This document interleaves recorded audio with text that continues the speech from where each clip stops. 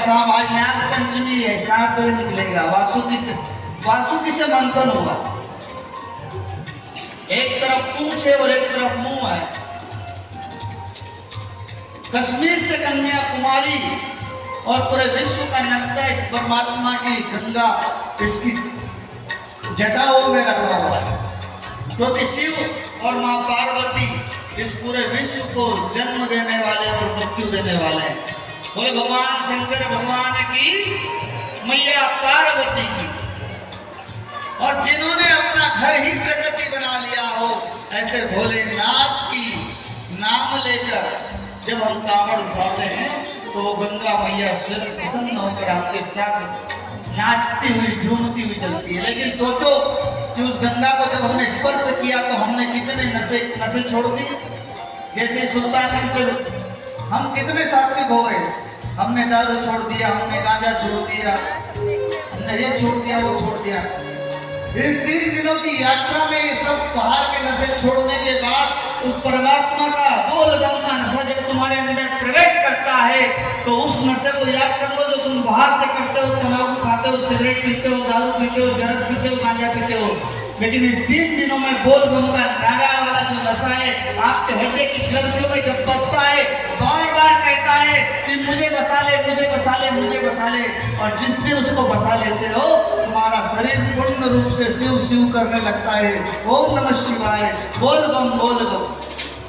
लेकिन हम इस नशे को 3 दिन रख पाते हैं, ये हमारी गलती है, उस भोलेनाथ की गलती नहीं है। इस नशे को हम 365 दिन रखें, इसलिए ये यात्रा होती है।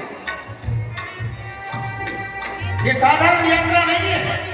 ये रंग नहीं देखने की कौन काला है, कौन गोरा है, कौन अमीर है, कौन गरीब है, कौन किस जाति का, कौन किस। अगर कोई मुस्लिम भी वहां से कांवड़ लेकर उठा रहा है तो भी परमात्मा स्वीकार कर रहा है। कोई सिख उठा रहा है तो स्वीकार कर रहा है, कोई ईसाई उठा रहा तो स्वीकार कर रहा है, कोई हिंदू उठा रहा तो स्वीकार कर रहा है। उसके पास तो भेद ही नहीं है। जिसके पास भेद नहीं है वही शंकर हो सकता है। जिसने सनातन को जन्म दिया वही शंकर हो सकता है, क्योंकि सनातन तो स्वयं अपने आप में शाश्वत है। अक्षय रूप अवतारा सर्वै व्यापक तू श्रुति सारा अनुसैया त्रिकुमारा, ऐसा ऐसे परमात्मा, ऐसे बाबा आज सोने के सिंहासन पे बैठे शिरडी में। कुछ लोग सोना देखते हैं, बहुत सोना लगा है, लेकिन बाबा कहते हैं ये सोना राजा परीक्षित को भी कलयुग में लेके आ सकता है, ये माया चढ़ जाएगी। इसलिए सोना तो मैंने तुम्हें माया में डालने के लिए रखा, लेकिन मैं वास्तव में तो तुम्हें देखना चाहता हूँ कि जब से नजर मिल गई है और मेरे तो दिल की कली खिल गई है, क्या नजरें मिलाना हो गया। दुनिया से नजर मिलाते मिलाते मिलाते आपका शोषण होता है, लेकिन जब परमात्मा से आपकी नजर मिलने लगती है तो आपका पोषण होने लगता है, आपका कल्याण होने लगता है, आपका जीवन पुण्य होने लगता है। बोलो भोलेनाथ भगवान की, साईनाथ महाराज की। क्यों इस भोलेनाथ की नगरी में साईं की चर्चा क्यों हो रही है? इसलिए हो रही है कि साईनाथ अपने लिए जरा सा भी नहीं जिए, समाज के लिए जिए। समाज को भोले कैसे मिल जाए, समाज शिव को कैसे प्राप्त कर ले, समाज शिव के कैसे हो जाए। इसलिए अगर शिरडी जाओगे, बाबा के गुरु स्थान पर भी देखोगे तो भगवान शिव की स्थापना है वहां। और वृक्ष कौन सा है? नीम का वृक्ष है।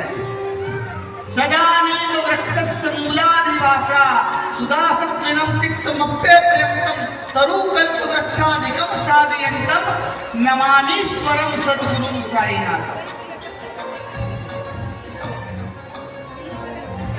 अभी कुंभ में हमारा सत्संग था, प्रवचन था, योगी जी के कैंप के सामने। पहले दिन की कथा हुई, 300-400 लोग सत्संग में थे। अचानक हमारे मन में आया कि आपसे पूछा जाए कि आपने सत्संग में आए हैं, आप कुंभ के महाकुंभ में स्नान किया है, आपने गंगा को देखा है, यमुना को देखा है, लेकिन सरस्वती को देखा क्या?